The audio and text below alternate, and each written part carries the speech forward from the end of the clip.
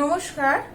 Academy of Indian classical music by সুবর্ণাতে আমি আপনাদের প্রত্যেককে স্বাগত জানাচ্ছি। আজকে আমি আবার চলে এসেছি প্রাথমিক তবলা শিক্ষার্থীদের পক্ষে আরও একটি গুরুত্বপূর্ণ শিক্ষা নিয়ে। আমার এই ভিডিওগুলোর উদ্দেশ্য হচ্ছে নতুন ছাত্রছাত্রীদেরকে আগ্রহী করে তোলা শিক্ষা বিষয়, এবং এই ভিডিওগুলো যাতে কিছুতেই বোরিং না হয়ে ওঠে তাই জন্য আমি কি করি, সমস্ত বিষয়গুলোকে ছোট ছোট করে তুলে ধরবার চেষ্টা করি।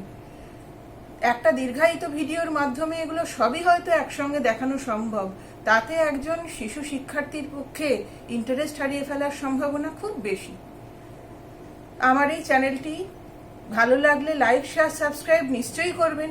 আর যদি গান বাজনা শিখতে চান, আমার ফোন নাম্বার ডেসক্রিপশন বক্সে দেওয়া রয়েছে, এবং আপনারা যদি আমাকে উৎসাহ দেন, ভবিষ্যতে আমি এই চ্যানেলের কাজ আরো এগিয়ে নিয়ে যেতে পারি।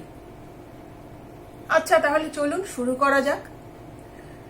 আজকে আমার দেখানোর বিষয় হচ্ছে, আগের দিন আমি তবলা চিনিয়েছি এবং তারপর কি করে সব থেকে প্রথম যে বাজনাটা, সেগুলো আগের ভিডিওতে আমি দিয়েছি, আপনারা দেখতে পারেন।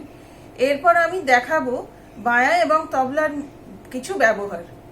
এই বাঁয়া এবং তবলার ব্যবহার আমি দেখাবো দুটি পর্বে ভাগ করে। আজকে দেখাচ্ছি প্রথম পর্বে আমার দেখানোর বিষয় হচ্ছে তবলার, অর্থাৎ এই ছোট তবলাটিকে ব্যবহার করে আমরা কতগুলো ব্যবহার করতে পারি, কি কি সাউন্ড আমরা প্রডিউস করতে পারি, তার ব্যবহার আমরা শিখছি। দ্বিতীয় পর্বে শিখবো বাঁ হাতের ব্যবহার এবং তৎসহ দেখা যাক কি হয়। আচ্ছা, তাহলে শুরু করা যাক। ডান হাতের ব্যবহার। এই যে প্রথম ফিঙ্গারিং পজিশন, এরম দুটো আঙুল গাবকে হালকা গার্ড করে এইরকম ভাবে আঙুলটা ফেলে রাখা, এরম সোজাসুজি, খুব আরাম করে, নরম করে, যাতে মানে টানা বাজানোর সময় হাতে টান না পড়ে বা কিছু না হয়। কি হলো?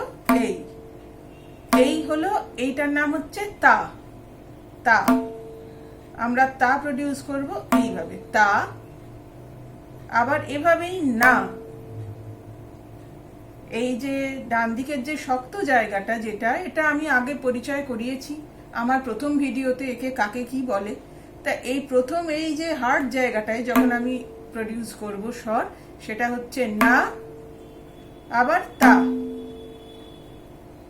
না, তা। এরপরে আসা যাক এই মাঝখানের অংশটায় আমরা কি সাউন্ড উৎপন্ন করতে পারি। এতে মূলত ইকারযুক্ত সাউন্ড প্রডিউস করা হয়।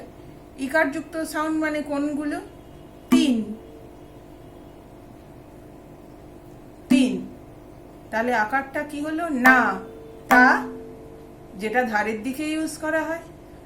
ভেতরের দিকে ইউজ করা হয় হচ্ছে মূলত ইকারযুক্ত শব্দ। ভেতরের যে সাদা অংশটা কি হলো? তিন। এরপর আরেকটা মার আমি দেখাতে চাইছি, যেটা হচ্ছে যে এই মাঝের অংশটাকে ব্যবহার করি, তবে হাত এরম লক নয়, হাত পুরো খোলা। তাতে কি উৎপন্ন হচ্ছে? থুন। থুন। তাহলে তিন, থুন। এইবারে আসছি গাবের ব্যবহারে। আগের দিন আমি দেখিয়েছি মোটামুটি আগের ভিডিওতে কি আছে, তবুও একটা দেখানো যাক।